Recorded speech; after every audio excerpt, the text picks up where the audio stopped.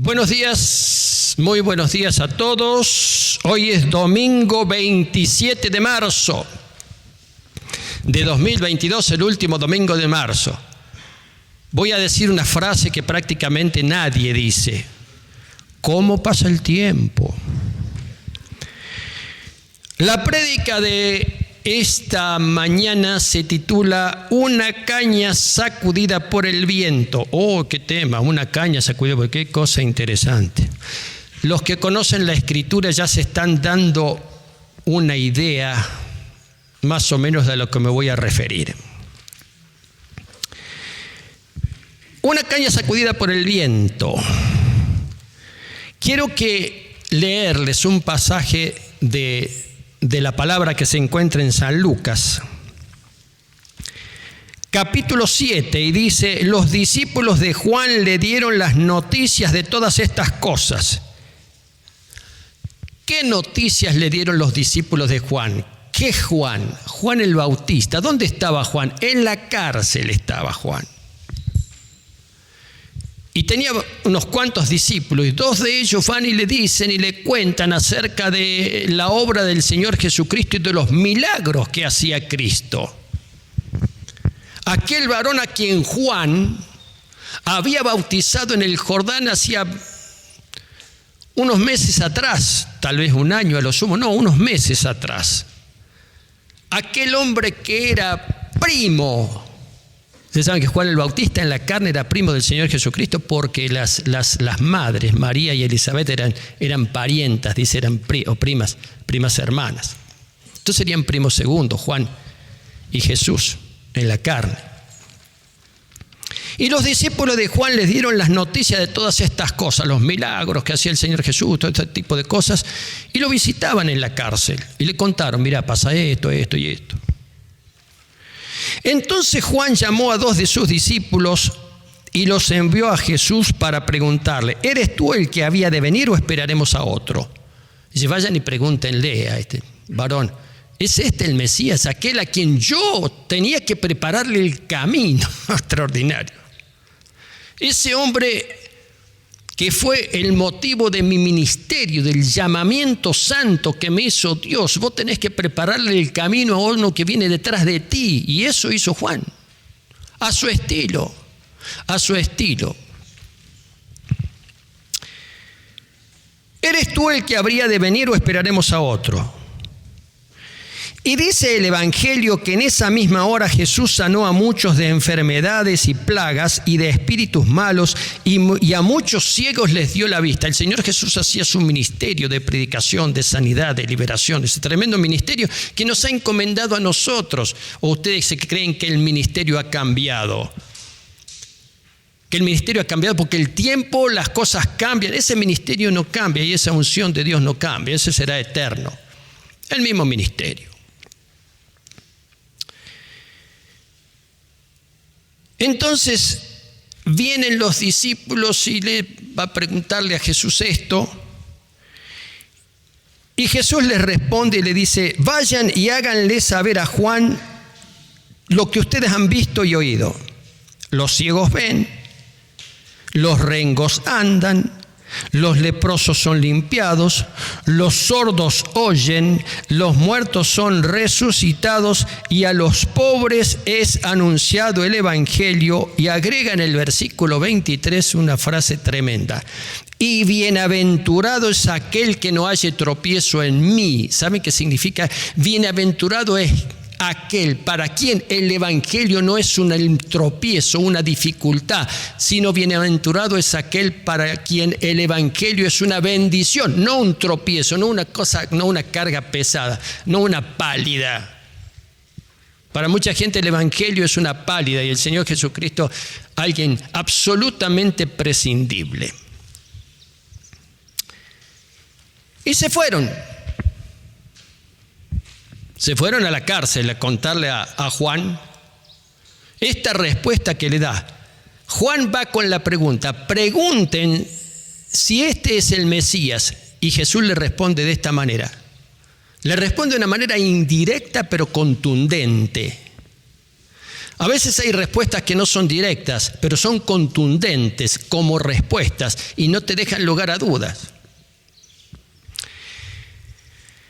Entonces, cuando se fueron los mensajeros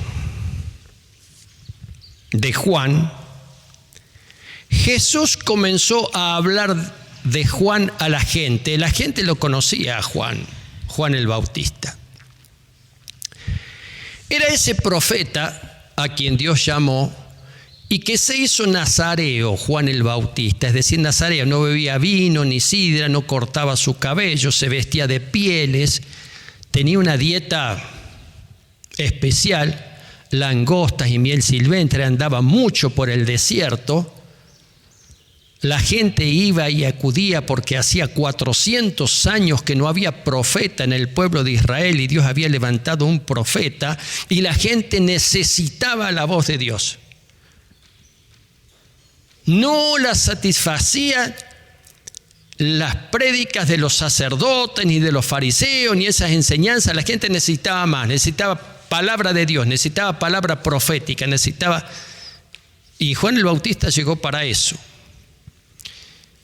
Y él andaba por el desierto y acudía al Jordán para bautizar a la gente. Y la gente se bautizaba en el bautismo de arrepentimiento. Y la prédica de Juan el Bautista, arrepiéntanse, generación de víbora, lo más impopular que podía haber. Lo más impopular. Imagínense una cosa de estas. Que nosotros armamos una campaña evangelística. Y viene un montón de gente, generación de víbora. ¿Sabes qué? Te hacen una denuncia, te meten preso. Bueno, a Juan finalmente lo metieron preso. Entonces dice el Señor Jesucristo, ¿y ustedes qué salieron a ver al desierto? Porque la gente acudía a donde estaba Juan. ¿Y qué salieron a ver al desierto? ¿Qué intención tenía? ¿Con qué pensaban encontrarse? ¿Y por qué fueron? ¿Cuál fue la motivación que los llevó a tomarse el trabajo de ir hasta el desierto? A lo mejor caminando un día, mediodía o lo que fuera para encontrarse con este profeta raro, barbudo, pelo largo, vestido con pieles y cosas así. Tremenda palabra, tremendo poder, Juan el Bautista. Entonces dice el Señor Jesucristo, ¿qué salieron a ver al desierto? Una caña sacudida por el viento. En el desierto, entre la poca vegetación que existía eran unos juncos, unos simones. Ustedes saben que la palabra simón en arameo significa eso, significa junco. Así se llamaba Simón el pescador, a quien después Jesús le cambia el nombre y lo llama Pedro, Petrus, piedra o roca. Y esos juncos en el desierto, el viento del desierto los sacudía. ¿Qué salieron a ver? Una caña sacudida por el viento. ¿Qué salieron a ver? Un hombre cubierto de vestiduras delicadas. No, porque los que tienen vestiduras delicadas y viven en deleites, viven en los palacios de los reyes. ¿Qué salieron a ver? ¿Qué los motivó a ustedes? ¿Qué los motivó a ustedes? ¿Qué los motiva? ¿Qué te motiva a venir? ¿Qué te motiva a venir a la iglesia? ¿Qué te motiva a ir a una iglesia evangélica? Vos que me estás mirando. ¿Qué? ¿Buscando qué? ¿Qué buscas? Dicen algunos que mucha gente acude a la iglesia por diferentes motivos.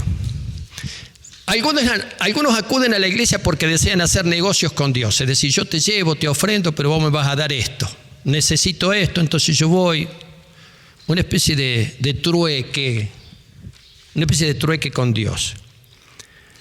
Otros asisten a la iglesia porque desean cumplir un compromiso, a veces de amistad. Sí, bueno, tanto que sí, voy a ir. Porque tengo un compromiso vamos, llegó. Hay muchos que asisten a la iglesia por curiosidad, piensan en cosas, ¿qué pasará acá? Eso sucede mucho en las ciudades grandes. En las ciudades chicas no, porque en las ciudades chicas alguna gente dice, no quiero que me vean entrando en una iglesia evangélica. Van a pensar, ¿en qué te estás metiendo? Algunos asisten a la iglesia porque desean ver y escuchar a un pastor famoso o algún predicador de renombre. Ese es por chululismo. Eso es fuerte, ¿viste? Algunos asisten a la iglesia porque están enfermos y desesperados. Y han escuchado que a tal hora, tal día va a venir un predicador y el hombre sana. Yo estoy hablando de distintas motivaciones, no estoy juzgando las motivaciones, estoy enumerando distintas motivaciones. Y alguna gente viene a la iglesia por costumbre, por cuestiones religiosas. Y voy a ver el domingo, que sé yo, bueno, pero si determinamos, yo lo he dicho así, ¿y qué quieren que le diga? Para alguna gente que viene a la iglesia, si en determinado momento la iglesia desapareció, su vida continuaría tranquilamente sin ningún problema. Porque la iglesia viene a ser como una especie de accesorio. Inclusive algunos asisten a la iglesia, esto es pesado, no es mío, estoy leyendo, pero lo tomé. Algunos asisten a la iglesia porque tienen un ministerio. Si no tuvieran el ministerio, no sé si asistirían a la iglesia. Toma mate. Quiere decir, pastor, que vos venís a la iglesia porque sos pastor.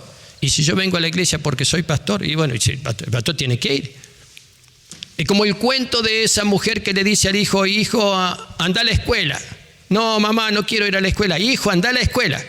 No, mamá, no quiero ir a la escuela. Hijo, anda a la escuela. Y te doy dos motivos. Primero, porque sos el director, y segundo, porque tenés responsabilidad. Es decir, si yo vengo a la iglesia porque soy pastor, y si no soy pastor, ¿qué? ¿Y a qué voy a venir a la iglesia? Me contaba un pastor que había contratado a un pastor asociado, y el pastor asociado iba solamente cuando tenía que predicar o cuando tenía que hacer una ocasión. Una vez le dije, pero vos no viniste al culto, ¿y a qué si no te... Si no tengo que predicar, no tengo que hacer nada? ¿Cuál es la motivación? Analicemos la motivación o las motivaciones. El Señor Jesucristo dice, ¿y ustedes qué salieron a ver? Algunos salieron a buscar un profeta. Aquellos que salían a buscar un profeta raro, un tipo difícil de bancar, Juan el Bautista era un tipo difícil de bancar. Pero algunos que salieron con la expectativa de encontrarse con un profeta porque necesitaban oír un profeta. ¿Qué significaba el profeta? Alguien que me hable de Dios, alguien que traiga palabra de Dios. No un rito, no, algo palabra de Dios, alguna cosa, algo que me dice Dios. Que me toque, que toque mi corazón, que yo necesito. Esos que salieron a buscar un profeta, se toparon con un profeta. ¿Qué salieron a ver?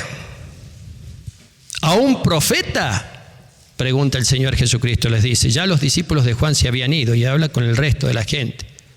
¿Qué salieron a ver al desierto? ¿Un profeta? Y lo encontraron. Más que un profeta.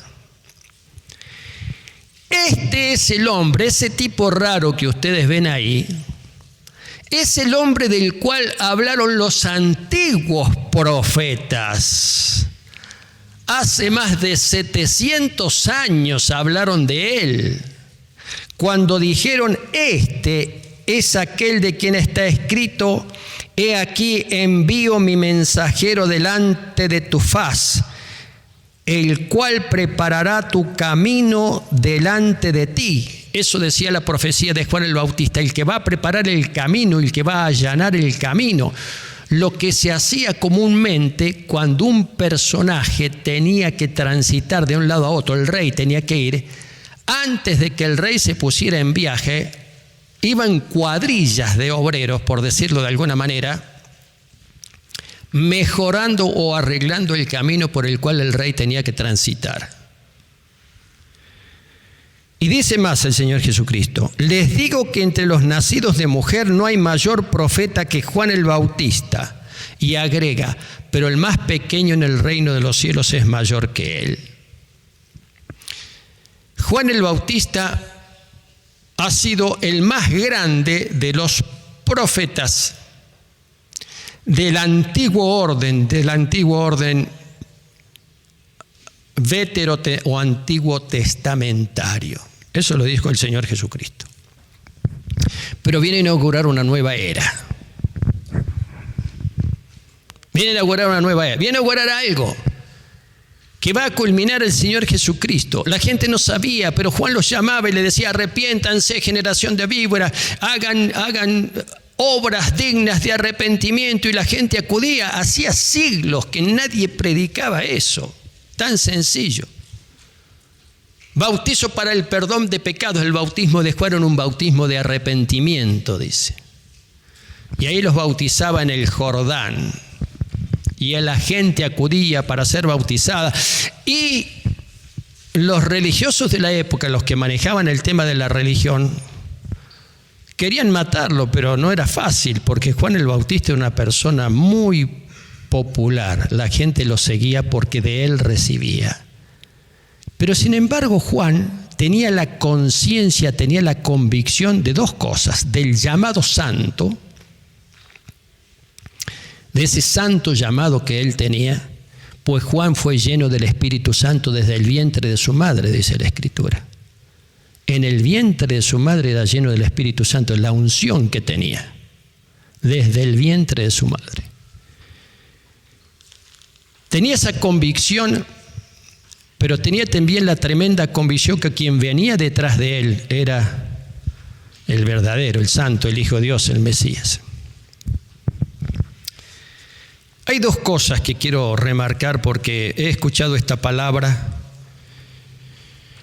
y después la he buscado en la Biblia y he buscado algunas cosas, algunos que han predicado sobre esto. ¿Y sabes qué?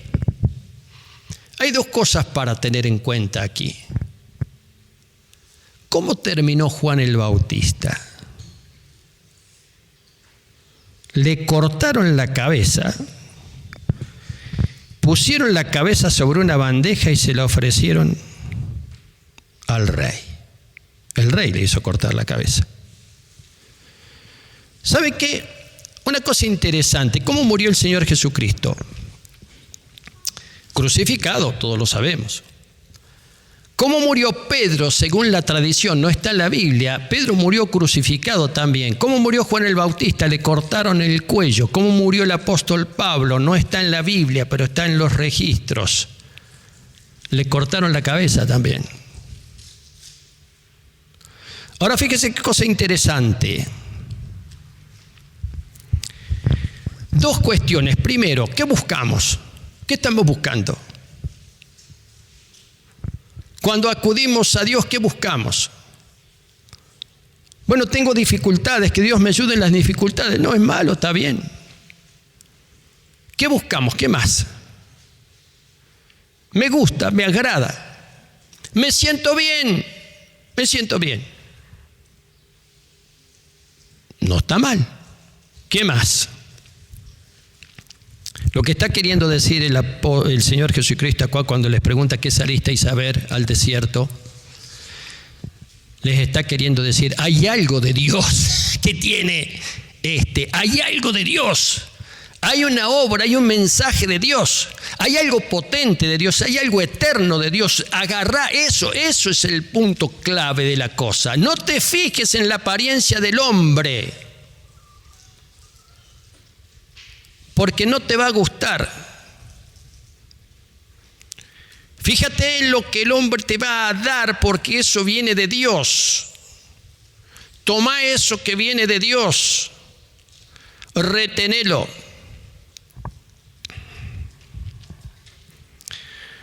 Y la otra cosa extraordinaria de Juan el Bautista, tuvo un ministerio corto, muy corto,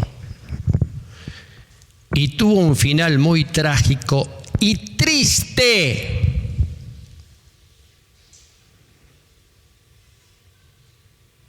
Como el Señor nunca se casó, no tuvo hijos, Él vivió para cumplir lo que Dios le había encomendado. En la cárcel, al último, tal vez pensando que tuvo escaso contacto físico con Cristo, muy escaso contacto físico cuando lo bautizó. Contacto físico muy escaso, pero el mismo Espíritu, la misma unción, la gracia del Padre en el Espíritu. La iglesia necesita esa gracia, eso necesita esa gracia de Dios. Ese decir, bueno, Dios a mí me tomó, Dios a mí me tocó. Yo tengo que ser consecuente con eso, Si yo voy a vivir conforme a ese toque de Dios, conforme a esa gracia de Dios, ¿sabe qué? Dice una frase muy linda que les quiero leer.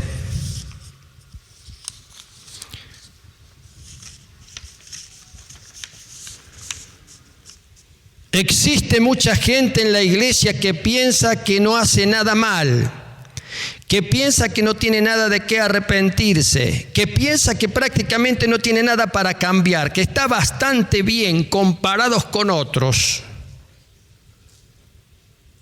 Pero la prédica de Juan el Bautista, arrepiéntanse.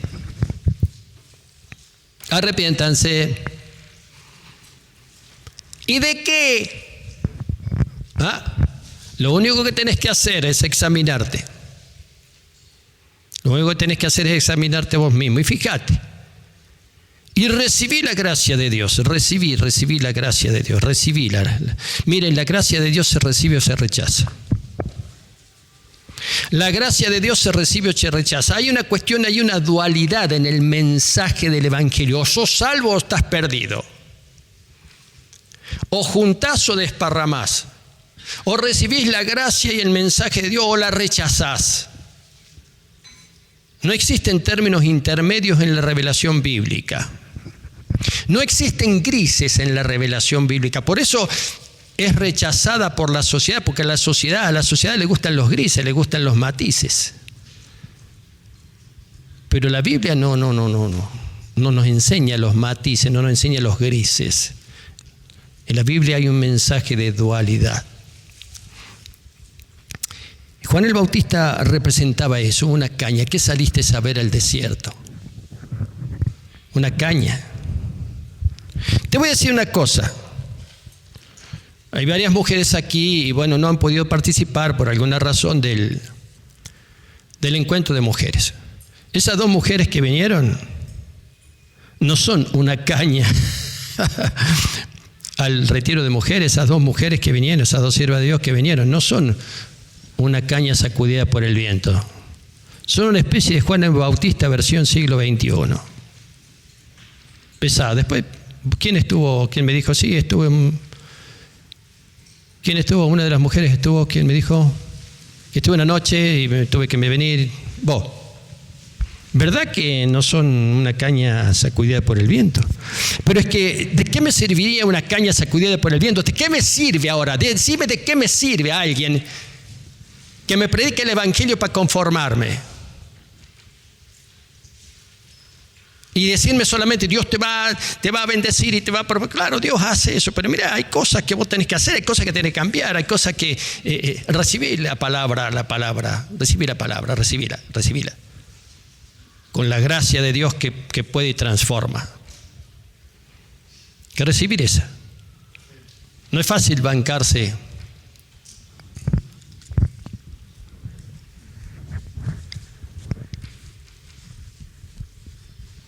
No es fácil bancarse la palabra de Dios. Porque la misma palabra de Dios dice, como dice de sí mismo la palabra de Dios, que es como una espada de doble filo, es penetrante, ¿viste? Y entró. Pero no entró para matar, entró para dar vida.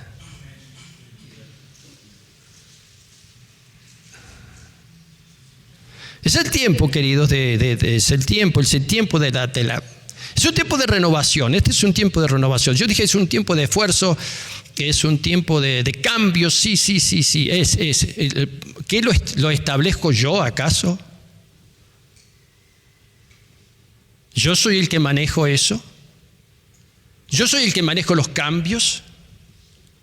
¿Yo soy el que regulo el esfuerzo? No. Si alguno interpretó que es una cosa mía, interpretó mal. Es algo que viene de Dios. Yo me pliego, me pongo. Como yo digo muchas veces, es como una cinta transportadora de Dios que lleva a algún lado. Ahora yo me subo a la cinta transportadora o me pongo al costado y veo pasar la gente y los voy a ver pasar. Si yo no me subo, los voy a ver pasar. Y voy a poder pasar hombres y mujeres, voy a ver pasar niños. Yo voy a estar al costado, pero lo mejor es subirse. Porque ese es el tiempo de la gracia de Dios. El tiempo de la gracia de Dios. ¿Qué salisteis a ver al desierto? ¿Qué buscabas cuando viniste? ¿Qué buscabas cuando viniste? ¿Una caña sacudida por el viento? No, mejor un profeta o el encuentro con Cristo. La gracia del Señor que te hace ver y te hace entender. Así era la cosa. Qué bueno. La Biblia nos enseña a no quedarnos a mitad de camino. Pues si nos quedamos a mitad de camino, en realidad el camino lo perdemos. Este es un tiempo especial, Llámalo como quieras, llámalo los últimos tiempos, llámalo como quieras. A mí me sorprende el Señor, cuando Dios obra, Dios te sorprende. Cuando vos vas con una idea y recibís por otro lado. Pero vas a recibir siempre. Amén. Que así sea. Dale un aplauso al Señor. Dale un aplauso. Dale un aplauso al Señor. Bendiciones. Hasta la próxima. Bendiciones.